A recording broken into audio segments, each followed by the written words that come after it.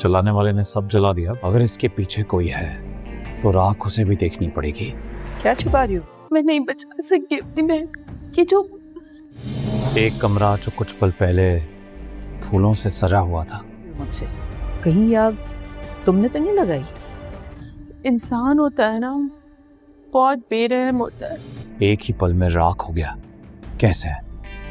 जिस घर की खुशियों में मेरा कोई हिस्सा ही नहीं है, उस घर की खुशियों को तो बर्बाद ही होना चाहिए। नहीं ना, तो इस घर में किसी को खुश रहने का कोई हक नहीं है। और खाली हाथ रुखसत हो जनाजे में।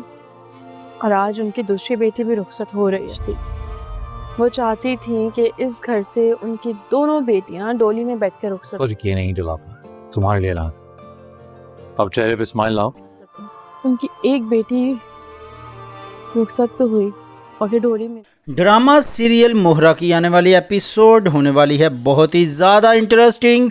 इसमें आपको दिखाया जाएगा कि कनीज़ भी अलीज़े को इस दुनिया में तन्हा छोड़कर चली जाएगी। कनीज़ के जाने के बाद अलीज़े अकेली हो जाएगी और उसका इस घर में दिल भी नहीं लगेगा। यहाँ पर उसे लगेगा कि इंसान बहुत ज़्यादा जालिम होता है। पल भर में ही उसका हंसता भसता घर उजड़ गया। सिकंदर के बेडरूम में आग लगी है तो उसे लग रहा है जिस तरह फूलों भरी सेज को आग लगा दी गई है, कोई चीज़ खाक में मिला दी गई है। इस बात का उसे अफसोस हो रहा है, मगर अनुषा की ज़िंदगी को ख़राब करके उसे ज़रा भी अफसोस नहीं हुआ था।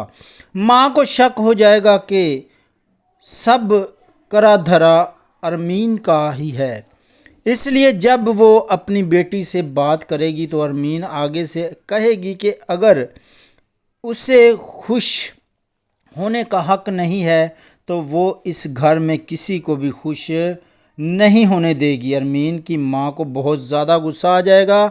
उसे तो यकीन ही नहीं आ रहा कि उसकी बेटी ने ही सब कुछ किया है।